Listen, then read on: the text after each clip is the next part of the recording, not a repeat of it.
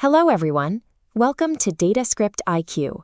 On this channel, we learn data science, Python, SQL, artificial intelligence, machine learning, data analytics, Power BI, Excel, software tools, and programming step by step with practical examples.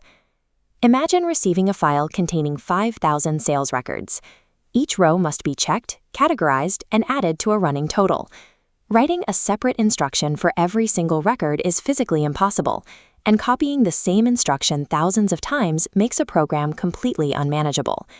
Python loops solve this exact problem. They allow you to write a single block of code and run it repeatedly, inspecting each transaction or reading every name in a massive list automatically. In today's video, we are going to learn Python loops, range, and loop control statements in a simple and beginner-friendly way. We'll do this by building a real-world course activity reviewer script. Before we jump in, open your preferred Python editor, Idle, VS Code, Jupyter, or a browser-based tool. You will just need a basic understanding of variables and simple if-else conditions to follow along. By connecting basic variables and conditions with these repetition structures, you move away from typing manual commands and start building practical, automated applications. Step 1 is processing items in a known sequence. If we have a list of departments, like finance, operations, and marketing, we use a for loop to inspect each item consistently. We write our target collection after the in keyword. The word department is not a special Python term. It is a temporary name we choose to represent the current item. Python selects one value, runs the indented code, moves to the next value, and repeats the cycle. Instead of typing out a list manually, Python can generate a sequence of numbers for us using the range function. To get a sequence, we provide a starting and stopping point, like range 1-6. When we run this, the output is 1, 2, 3, 4, and 5. The stop value, 6, is excluded. Python begins at the start value and stops strictly before reaching the stated endpoint. Because they process exact amounts of data, for loops provide structural predictability. You use them whenever you know the exact boundaries of your sequence. Some processes do not have a fixed number of repetitions. For example, a user may need several attempts to provide a valid login.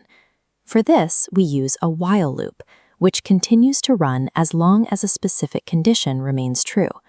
We set this up by initializing a variable, like attempts equals 1, and writing our condition, while attempts less than or equal to 3. Attempts change during every repetition. Once it hits 4, the condition is false and the loop stops. If you forget to update the controlling variable, the value remains 1. The condition never changes, running indefinitely and freezing your application. While condition-based repetition is flexible for uncertain data, it requires a clear, reliable internal update to keep the system running smoothly. Now let's apply these structures to our course activity reviewer project. We have a list called learner records, which contains dictionaries for active users, inactive users, and one corrupted record. We need to inspect every student, so we write a master loop for learner in learner records. Some of these accounts are inactive, which we don't need to process. We catch them with an if condition. If the learner status equals inactive, we apply the continue statement. When Python hits the continue keyword, it immediately skips the remaining instructions for that specific record. It moves directly back to the top to pull the next item.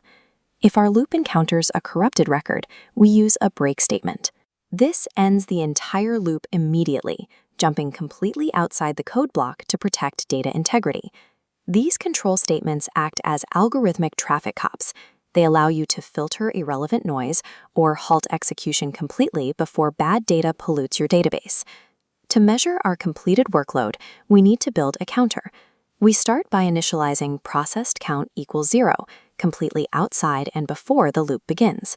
Inside the loop, we place our update, processed count plus 1 after our error and inactive checks. This guarantees the counter only increases when a valid, active record is successfully processed.